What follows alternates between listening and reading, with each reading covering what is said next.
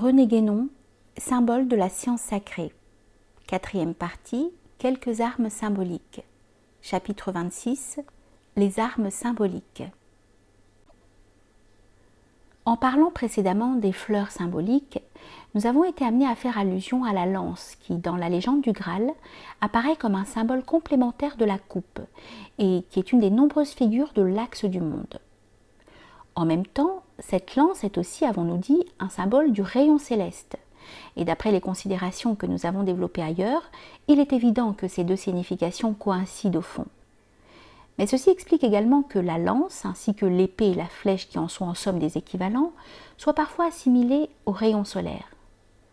Il est bien entendu que les deux symbolismes polaire et solaire ne doivent jamais être confondus, et comme nous l'avons souvent indiqué, le premier a un caractère plus fondamental et réellement primordial. Mais il n'en est pas moins vrai que ce qu'on pourrait appeler les transferts de l'un à l'autre constitue un fait fréquent et qui n'est pas sans avoir des raisons que nous chercherons peut-être à expliquer plus nettement en quelques autres occasions. Pour le moment, nous nous bornerons à mentionner plus spécialement à cet égard l'attribution de la flèche à Apollon. On sait que notamment, c'est avec ces flèches que celui-ci tue le serpent Python, comme dans la tradition védique, Indra tue Aï ou Vritra, similaire de Python, avec le Vajra qui représente la foudre. Et ce rapprochement ne laisse aucun doute sur l'équivalence symbolique originelle des deux armes dont il s'agit. Nous rappellerons aussi la flèche d'or, d'Abaris ou de Zalmoxis, dont il est question dans l'histoire de Pythagore. Et ici, l'on voit plus clairement encore que ce symbolisme se rapporte expressément à l'Apollon hyperboréen, ce qui établit précisément le lien entre son aspect solaire et son aspect polaire. Si nous revenons à la considération des armes diverses comme représentant l'axe du monde, une remarque importante s'impose. C'est que ces armes sont, non pas toujours, mais du moins très souvent, soit à double tranchant, soit à deux pointes opposées. Ce dernier cas, qui est plus particulièrement celui du Vajra sur lequel nous allons avoir à revenir, doit manifestement être rapporté à la dualité des pôles, considérée comme les deux extrémités de l'axe, avec toutes les correspondances qu'elle implique, et que nous avons déjà indiquées ailleurs. Quant aux armes à double tranchant, la dualité y étant marquée dans le sens même de l'axe, il faut y voir une allusion plus directe aux deux courants que représentent par ailleurs les deux serpents s'enroulant autour du bâton ou du caducée. Mais comme ces deux courants inverses sont eux-mêmes respectivement en relation avec les deux pôles et les deux hémisphères, on voit immédiatement par là que les deux symbolismes se rejoignent en réalité. Au fond, il s'agit toujours là d'une force double, d'essence unique en elle-même, mais d'effets apparemment opposés dans sa manifestation, par suite de la polarisation qui conditionne celle-ci, comme elle conditionne d'ailleurs à des niveaux différents tous les degrés et tous les modes de la manifestation universelle. L'épée peut être regardée elle-même d'une façon générale comme une arme à double tranchant. Mais un exemple encore plus frappant est celui de la double hache, qui appartient notamment au symbolisme égéen et crétois, c'est-à-dire pré-hellénique, mais qui ne lui est d'ailleurs pas exclusivement propre. Or la hache, comme nous l'avons exposé précédemment, est tout spécialement un symbole de la foudre, donc à cet égard un strict équivalent du Vajra.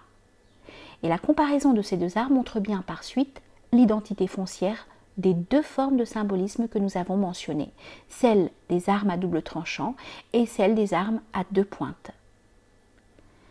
Les représentations du Vajra offrent de multiples variantes. Ananda Kumaraswamy a signalé que la forme la plus habituelle, présentant une triple pointe à chacune de ses extrémités, est par là étroitement apparentée au Trishula ou trident. Autre arme symbolique fort importante, mais dont l'étude spéciale nous écarterait trop de notre sujet. Nous remarquerons seulement que, tandis que la pointe médiane est la terminaison de l'axe même, les deux pointes latérales peuvent être rapportées encore aux deux courants de droite et de gauche dont nous avons parlé, et que pour cette raison même, une semblable triplicité se retrouve ailleurs dans le symbolisme axial, par exemple dans certaines figurations de l'arbre du monde. Ananda Kumaraswamy a montré également que le Vajra est assimilé traditionnellement à d'autres symboles connus de l'axe du monde, tels que l'essieu du chariot, dont les deux roues correspondent au ciel et à la terre, ce qui explique d'ailleurs en particulier certaines représentations du Vajra comme supporté par un lotus sur lequel il est posé verticalement. Quant au quadruple Vajra, formé par la réunion de deux Vajras ordinaires disposés en croix.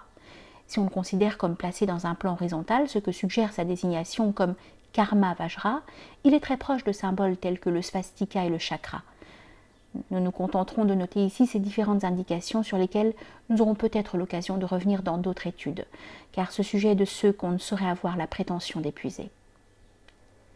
Le Vajra, outre le sens de foudre, a aussi en même temps celui de diamant, qui évoque immédiatement les idées d'indivisibilité, d'inaltérabilité et d'immutabilité.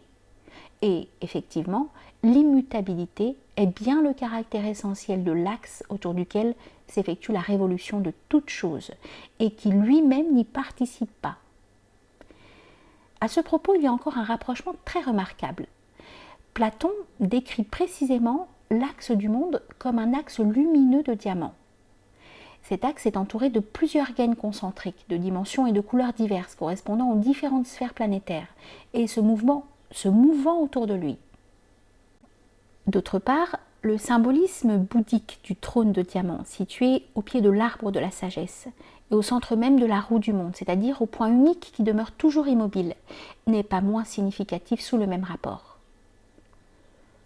Pour en revenir à la foudre, elle est considérée, comme nous l'avons déjà indiqué, comme représentant un double pouvoir de production et de destruction.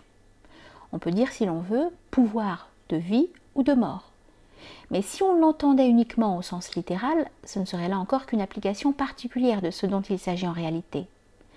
En fait, c'est la force qui produit toutes les condensations et les dissipations que la tradition extrême orientale rapporte à l'action alternée des deux principes complémentaires yin et yang, et qui correspondent également aux deux phases de l'expire et de l'aspire universel. C'est là ce que la doctrine hermétique de son côté appelle coagulation et solution. Et la double action de cette force est symbolisée par les deux extrémités opposées du Vajra en tant qu'arme fulgurante, tandis que le diamant représente clairement son essence unique et indivisible. Nous signalerons incidemment, à titre de curiosité, car ce ne saurait guère être plus que cela à notre point de vue, une application d'ordre très inférieur, mais qui se rattache directement à la question des armes symboliques.